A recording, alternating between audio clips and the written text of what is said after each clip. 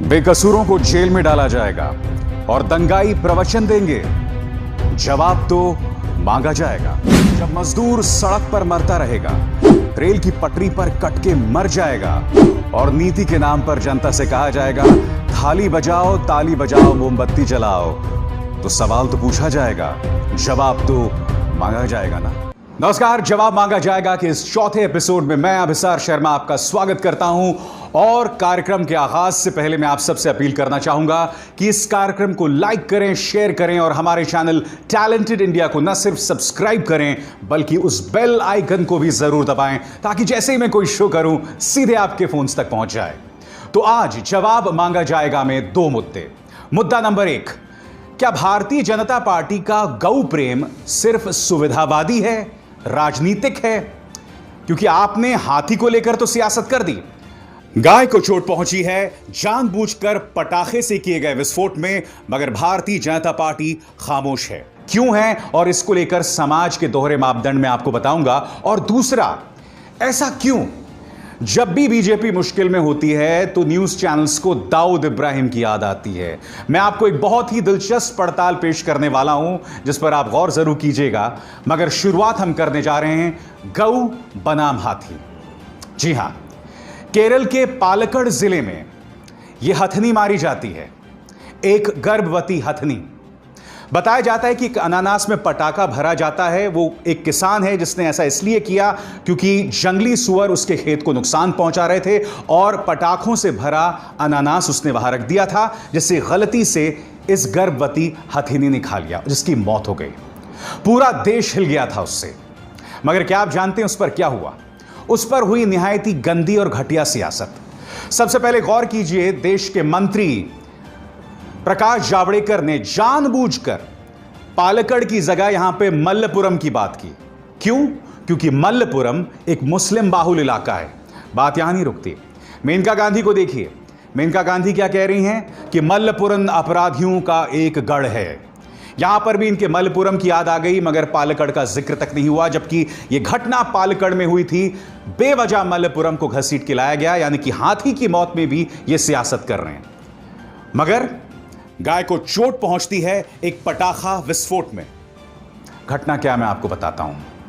आपकी स्क्रीन पर यह है गुरदयाल सिंह। गुरदयाल सिंह निवासी है हिमाचल प्रदेश के बिलासपुर जिले के दाहड़ गांव का। यह पूरा वीडियो हम आपको नहीं दिखा सकते। इसमें गुरदयाल सिंह अपने गाय का वीडियो दिखा रहा है जिसका जबड़ा फट गया है। उसने अपने पड़ोसी नंदलाल धीमान पर आरोप लगाया कि उसके जो गाय का जबड़ा फट गया है उसका जिम्मेदार उसका यही पड़ोसी है और उसके चलते उसकी गाय जो है घायल हो गई। यह घटना हिमाचल प्रदेश की है जहां पर किसकी सरकार है? बीजेपी की सरकार है। मगर इस मुद्दे पर ना मेनका गांधी ने कुछ कहा, ना प्रकाश जावड़ेकर ने कुछ कहा। अब मैं आपको और दोहरे मापदंड इस मुद्दे पर दिखाना चाहता हूं। गौर कीजिए इन दो ट्वीट्स पर। एक तरफ आप देख सकते हैं कि किस तरह से विराट कोहली इस घटना पर अपना दर्द का इजहार कर रहे हैं। क्या कह रहे हैं विराट कोहली? गौर कीजिए। विराट कोहली कह रहे हैं, appalled to hear about what happened in Kerala. Let's treat our animals with love and bring an end to these cowardly acts. Virat Kohli में उस हथनी के लिए आंसू। अब आगे देखिए अक्षय कुमार उस हथनी की तस्वीर दिखाते हुए जिसकी मौत हो गई है। Maybe animals are less wild and humans less human. What happened with that elephant is heartbreaking, inhumane and unacceptable. Strict action should be taken against the culprit. यानी कि चाहे अक्षय कुमार हो या फिर विराट कोहली, दोनों ने अपनी चिंता जाहिर की जब उस हथनी की मौत हुई थी। मगर गौर इस बात पे कीजिएगा, उस वक्त प्रोपेगेंडा ये चलाया जा रहा था कि इस हथनी की मौत एक मुस्लिम बाहुल इलाके में हुई जो भारतीय जनता पार्टी की सियासत को सूट करती है। दूसरी तरफ यह केरल में हुई जहां पर बीजेपी की सरकार नहीं है। मगर आपने गौर किया कि बीजेपी का प्रचार तंत्र, प्रकाश जावड़ेकर, मेनका गांधी, अक्षय कुमार, अनुपम खेर, ये तमाम लोग खामोश हैं, जबकि हिमाचल प्रदेश में गाय को चोट पहुंची है, इतनी बेरहमी से वो भी। और ये अनुपम खेर, जी हां, ये शख्स, ये तो हिमाचल प्रदेश के रहने वाले हैं ना, तो इनकी आंखों में उस गाय के लिए एक भी आंसू नहीं है। क्यों नहीं कहेंगे, मैं आपको बता रहा हूं। क्योंकि अगर आप इस गाय के लिए अपनी आंखों में एक कतरा आंसू का भी रखेंगे तो कटघरे में बीजेपी सरकार आ जाएगी, हालांकि ऐसा होना नहीं चाहिए। तो मैं यही तो जानना चाहता हूं आपसे, इस गाय के लिए आप पिछले 6 साल से लगातार सियासत करते रहे। इस गाय के लिए कई लोग मौत के घाट उतार दिए जाते हैं। ढेरों मिसालें हमारे सामने हैं कि गाय के नाम पर कई लोग अपनी निजी दुश्मनी निकालने के लिए किसी पर गौ हत्या का आरोप लगा देते हैं और उसे मौत के घाट उतार देते हैं। आप जो भारतीय जनता पार्टी के कट्टर समर्थक हैं, या आप जो लोग गौ भक्त हैं, गौ रक्षक हैं, क्या आप भारतीय जनता पार्टी के इन नेताओं से सवाल करेंगे? गाय को चोट पहुंची है हिमाचल प्रदेश में, आपने एक ट्वीट तक नहीं किया। आखिर ये दोहरे मापदंड क्यों? आज जवाब मांगा जाएगा, में हम यही तो जवाब मांग रहे हैं। टैलेंटेड इंडिया पर आप हमारा ये शो देख रहे हैं, जवाब मांगा जाएगा, जिसमें हम सत्ताधारी भारतीय जनता पार्टी से पूछ रहे हैं कि आखिर क्यों गौ प्रेम तुम्हारा एक छलावा है। यह एक किस्म का छद्म गौ प्रेम है और इसके अलावा कुछ नहीं। साफ तौर पर आपके दोहरे मापदंड दिखाई देते हैं। और बात यहां नहीं रुकती है। केरल में जो भारतीय जनता पार्टी के नेताओं ने झूठ बोला था, जिसमें उन्होंने कहा था कि घटना केरल के मल्लपुरम में हुई है, जो कि एक मुस्लिम बाहुल इलाका है, और वो सरासर झूठ था, क्योंकि घटना पालक्कड़ में हुई थी, जो मुस्लिम बाहुल इलाका नहीं है।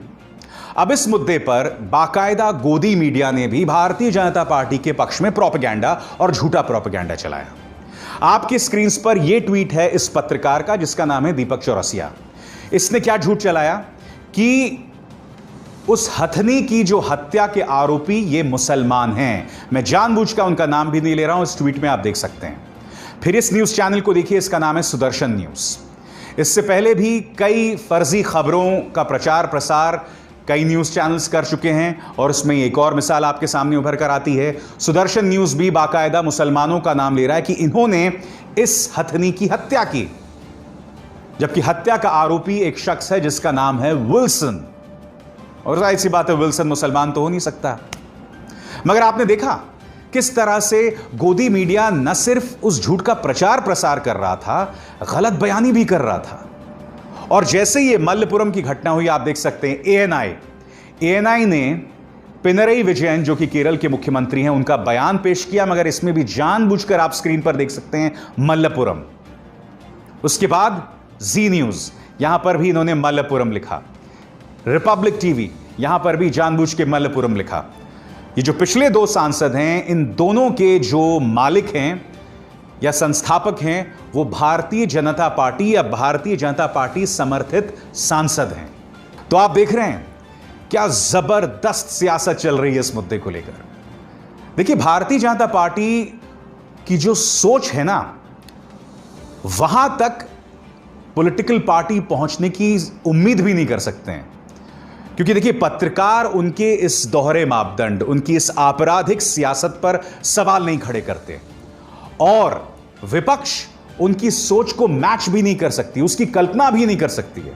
और यही वजह है कि भारतीय जनता पार्टी की सियासत के सामने सब फीके हैं, जबकि वो इस मुद्दे पर भी सियासत कर सकती है। एक गर्भवती हथनी के मुद्दे पर भी सियासत करती है, और दूसरी तरफ जब एक गाय को चोट पहुंची है, वो भी हिमाचल प्रदेश में, जहां पर बीजेपी की सरकार है, और इसका जो आरोपी है वो कथित तौर पर एक हिंदू भी है, यहां पर ये पूरी तरह से खामोश है। इसलिए मैं आपको कह रहा हूं, इनका गौ प्रेम एक छलावा है, इसके अलावा कुछ नहीं है। ये आप और हम जितनी जल्दी समझ लें उतना ही बेहतर है, क्योंकि ये लोग इसी तरह से हमें आपस में लड़वाते रहेंगे, मरवाते रहेंगे। देश के अंदर माहौल बद से बदतर होता जाएगा, और हमारी बदनामी अंतर्राष्ट्रीय तौर पर होती रहेगी। क्या आप जानते हैं, गौ हत्या को लेकर जो अब हमें अ कंट्री ऑफ मॉब लिंचर्स कहा जाने लगा है, यानी कि एक ऐसा देश जहां बात बात पे मॉब लिंचिंग हो जाती है, भीड़ जो है हत्या कर देती है। कब ये बात आपको समझ आएगी? तो एक तरफ गाय और हथनी को लेकर सियासत, और दूसरी तरफ दाऊद इब्राहिम, जी हां, ये शख्स, जब भी भारतीय जनता पार्टी सरकार किसी मुश्किल में होती है, ये सज्जन अवतरित हो जाते हैं। अब मैं आपको समझाने वाला हूं कैसे। जी हां, कोरोना संकट के बीचों बीच आपके सामने 11 मई को यह खबर आती है, और यह खबर क्या कहती है कि दाऊद इब्राहिम, हाफिज सईद और आईएसआई तीनों मिलकर 26/11 जैसा आतंकवादी हमला करने जा रहा है। इसको लेकर कोई सरकारी बयान नहीं आता, सिर्फ न्यूज चैनल्स पर यह खबर जो है प्रसारित होती है। जी हां, बिल्कुल कोरोना संकट के बीचों बीच जब केंद्र सरकार की आलोचना हो रही है कि आपने सिर्फ 4 घंटे का वक्त दिया लॉकडाउन से पहले, आप थाली बजाओ ताली बजाओ की बात कर रहे थे, मोमबत्ती जलाओ की बात कर रहे थे, तब अचानक 11 मई को यह खबर आ जाती है कि दाऊद इब्राहिम, हाफिज सईद और आईएसआई मिलकर भारत में एक आतंकवादी हमला करने जा रहे हैं। उसके बाद कुछ दिनों बाद 5 जून को, जी हां, यह वो वक्त है जब ये खबरें सामने उभर कर आ गई थीं कि फिंगर 4 तक, यानी कि भारतीय जमीन पर चीनी सेना ने कब्जा कर लिया है। फिंगर 8 जहां तक भारत एलएसी मानता है और फिंगर 4 जहां तक चाइना एलएसी मानता है, यानी कि भारत जिसे अपनी जमीन मानता है, उस 8 किलोमीटर में चीन ने अपना कब्जा कर लिया था। तब अचानक ये खबर आती है। खबर क्या आती है कि दाऊद इब्राहिम और उनकी पत्नी कोरोना वायरस से संक्रमित हैं। ये देखिए, बात वहां नहीं रुकती। फिर अगले ही दिन ये न्यूज चैनल क्या कहता है कि दाऊद इब्राहिम की मौत हो गई है। इतनी बड़ी खबर इस न्यूज चैनल में आई और गायब हो गई। वो आदमी जो 1993 बम धमाकों का आरोपी है, गुनहगार है, उसको लेकर एक चैनल एक छोटी सी खबर दिखाता है और उसकी कोई चर्चा नहीं होती है। क्यों नहीं होती, मैं आपको बताता हूं। क्योंकि सरकार ने आधिकारिक तौर पर यह नहीं बताई। मगर आपने देखा लगातार न्यूज चैनल्स किस तरह से खबर चलाते हैं, और वो तब चलाते हैं जब ये सरकार मुश्किल में होती है। अब मैं आपको बताता हूं, सिलसिलेवार तरीके से, पहली बार नहीं हुआ है। साल 2016 और 2017 में भी ऐसे ही हुआ था, और वो खबरें मैं आपके सामने दिखाने वाला हूं। यह है साल 2016, तारीख है 25/4/2016, CNN न्यूज 18 की खबर कि डॉक्टर्स दाऊद इब्राहिम के गैंग्रीन के लिए इलाज कर रहे हैं और बस उसके पैर काटने के अलावा अब कोई विकल्प नहीं रह गया है। यह है 2016 की खबर। गौर कीजिए, फिर यह खबर आती है 2017 की। दाऊद इब्राहिम को हार्ट अटैक हो गया। तारीख देखिए 28/4/2017। यह भी CNN न्यूज 18 की खबर है। दाऊद इब्राहिम को हार्ट अटैक हो गया है और वो बहुत ही क्रिटिकल कंडीशन में है। फिर इनके एक पत्रकार हैं जिनका नाम है भूपेंद्र चौबे। खबर है 28 अप्रैल 2017, यानी कि उसी वक्त की खबर है। ऐसा लगता है कि दाऊद इब्राहिम की मौत हो गई है, अपुष्ट खबरें ये कह रही हैं।